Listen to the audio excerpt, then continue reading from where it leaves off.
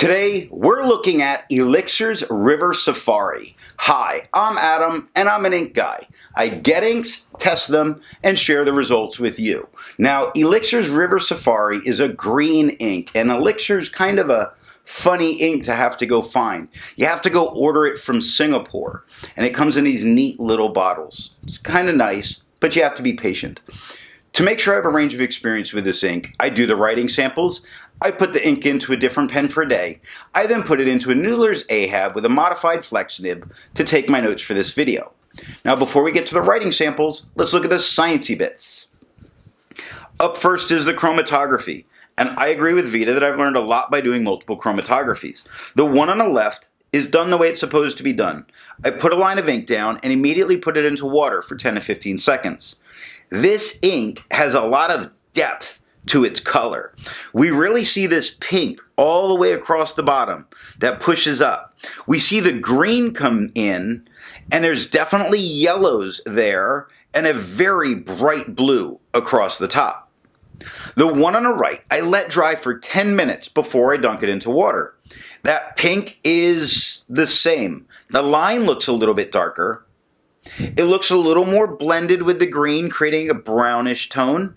We don't see the yellow, but the bright blue is still very much there. Resistance tests are done to see how this ink can be expected to perform on a page, and more importantly, how hard it might be to clean from your pen. I let the smear dry for 3 days before testing it. Looking at the highlighter, it's handling itself fairly well, with the exception of the top of the lowercase h that blew out. It makes me worry. I'm always risk averse when it comes to taking notes, that if I get any part of that word high that blows out and goes away, I wouldn't use it in a note-taking situation. I'd be afraid of losing something important. Water is lifting all the darkest tones. We're seeing a little bit of the light green left behind. The very edge of that water dot starts to look like it's getting white, which is the part that gives me hope, because that's only 30 seconds that dot was on the paper. And it looks like it's lifting all the ink, just slowly. Now, pen flush, with only 30 seconds on the paper, is doing even more than water did. The white of the paper is very clearly coming through in certain areas. Not all areas, but certain areas. It does make me say that if the water didn't do it, the pen flush definitely will. And the 1/3 bleach solution, although you would never need to use this to clean this ink from your pen, does completely remove it from the paper with only 30 seconds. Now for the inks I've tested, I found an average viscosity of 2.5, with the realm of normal being from 2.1 to 2.9. Elixir's River Safari has a viscosity of 3.11, making it a drier ink. Not what I was expecting looking at this color. To find my average dry times, I use my writing samples done with the extra fine and medium nib on Clairefontaine, Tomoe River, and Rhodia paper. For the inks I've tested, I've found an average dry time of 17 seconds, with the realm of normal being from 13 to 21 seconds. Elixir's River Safari has an average dry time of 22 seconds, making it a slower drying ink. Now, let's look at the writing samples. I picked this ink up in bottle form. It's nice little bottles. It comes out of Singapore. I would say if you were to order this, make sure you order tons of them, because you have to wait a long time to get them, and the shipping and what have you. To keep my writing samples consistent, I use a Jinhao 159 with a Goulet 1.1 stub, a Jinhao X450 with a Goulet medium, and a Jinhao X750 with a Goulet extra fine. Let's take a look at the Clairefontaine. We get no bleeding, no ghosting. The 1.1 has no feather, spread, halo, sheen. It has some spots of shading. It's very dark when it comes through here, so you only get to see it as dark and super dark, like on the X of Elixir or the I in Safari. Other than that, we don't see a ton of shading going on here. The extra fine is a very slightly lighter tone than the 1.1. It has no feather, spread, halo, sheen. It has spots of shading again. The K in quick is much darker. The H in the B in brown, the F and the X in fox. The is darker than the word over, but only slightly. 16 seconds to dry. Now, the medium is the same tone as the extra fine, but it has no feather, spread, halo, sheen, and better shading comes through. Like the quick, it goes from the dark, it get a nice light tone, and then super dark again.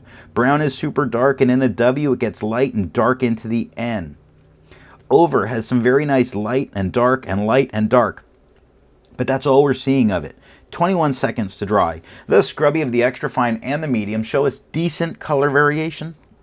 It's not showing up as well on camera as it is in person, but it shows decent color variation, which we got some decent color variation. And the smear test, you could recover this if you smeared while you were writing. Tomoe River, no bleeding, plenty of ghosting. The 1.1 has no feather, spread, halo, sheen, and no shading whatsoever. The extra fine is the exact same tone as the 1.1. It has no feather, spread, halo, sheen, and no shading. 22 seconds to dry. The medium is the exact same tone as the extra fine and the 1.1. It has no feather, spread, halo, sheen, and no shade. 28 seconds to dry. The scrubby for both show us no color variation. We didn't expect it, and we didn't get it. The smear test, I don't think you could recover this if you smeared while you were writing. The Rhodia paper, no bleeding, no ghosting. The 1.1 has no feather, spread, halo, sheen. I see no shading up here. The extra fine is slightly lighter. It has no feather, spread, halo, sheen. It has spots of shading again. The Q in quick is dark. The K in quick is dark. And I say dark meaning super dark compared to the dark of quick. In the brown, the BR is super dark compared to the dark of brown. But we get no lighter tones. 18 seconds to dry. The medium is a much darker tone. It's darker than the 1.1. The medium has no feather, spread, halo, sheen, no shade. 24 seconds to dry. The scrubby for both show us no color variation, although we see spots of it in the extra fine. The smear test, you could recover this if you smeared while you were writing. Elixir, life paper. No bleeding, no ghosting. The 1.1 has no feather, spread, halo, sheen. We get some nice spots of shading. The X in Elixir. It's a Scotch. The X in Elixir. The dot of the I of river. The R of river. The downstroke of the F in Safari and the I of Safari. All much darker than the rest of the words. So we see some decent amounts of shading going on here. I would have liked to have seen more, but we didn't get a little bit more. The extra fine is a slightly lighter tone than the 1.1. It has no feather, spread, halo, sheen. The shading comes through a little bit better. The H in the is a bit darker. The K in quick is a bit darker. The B, the R, and the N in brown are darker. The X in fox is darker. And we get that a bunch. We get letters here and there that are darker than the rest of the words. And it looks like it shows up the best here with the extra fine nib. 15 seconds to dry. Now the medium is a darker tone than even the 1.1. It has no feather, spread, halo, sheen, and no shade. 19 seconds to dry. The scrubby of the extra fine shows some color variation, looking far left to far right. The medium shows none. That's what we got up here in the writing sample. This extra fine on this paper gave me my best results. The smear test for both shows you could recover it if you smeared while you were writing. Apica paper, no bleeding and no ghosting. The 1.1 has no feather, spread, halo, sheen, and no shading. The extra fine is the same tone as the 1.1. It has no feather, spread, halo, sheen, no shading here. 11 seconds to dry. The medium is a much darker tone.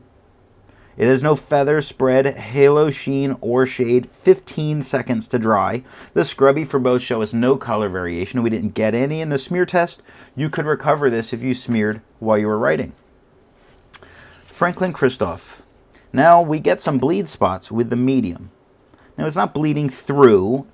It would not stop you from using the page or the back of the page. It does not touch the next page. It's just some spots that do get very deep into the paper. The 1.1 has no spread, but it's got tiny little feathers up in the word elixir. And that's it. I only see it in the word elixir. I don't see it in the River Safari. No halo, sheen, or shade. The extra fine is a slightly lighter tone than the 1.1. It has no feather, spread, halo, sheen, and no shading. 8 seconds to dry. The medium is by far the darkest of the 3 tones. The medium has no spread, but it's got spots of feathering, like the first one of 11 shows some feathering. The H in the shows some feathering. All of over is showing some feathering. The loop of quick, some feathering. No halo, sheen, no shade. 11 seconds to dry. The scrubby for both shows no color variation. We didn't expect it, and we didn't get it. In a smear test, you could recover this if you smeared while you were writing. And that is all that I have for the writing sample. Instead of finding inks that look like Elixir's River Safari, I prefer to find an ink that complements its color on the page. And being this green has so much depth to it, I wanted a red with some real depth. And I chose Diamine's Red Dragon. Before I give my opinion on this ink, I would ask, if you've enjoyed this video, give it a thumbs up. And if it's your first time here, I would invite you to subscribe. So what do I think of Elixir's River Safari? In a dry pen, whether it's fine, broad, or stub, the color's fantastic and it gives very nice shading. However, in wetter pens, the color that comes out is much, much darker. Now, you might enjoy that very dark green. It's not for me. It means for me I need to use this in one of my drier pens. This is a gorgeous green ink that performs admirably. I need it in a dry pen. You might in a wet pen if you want it to be dark. Thanks for watching.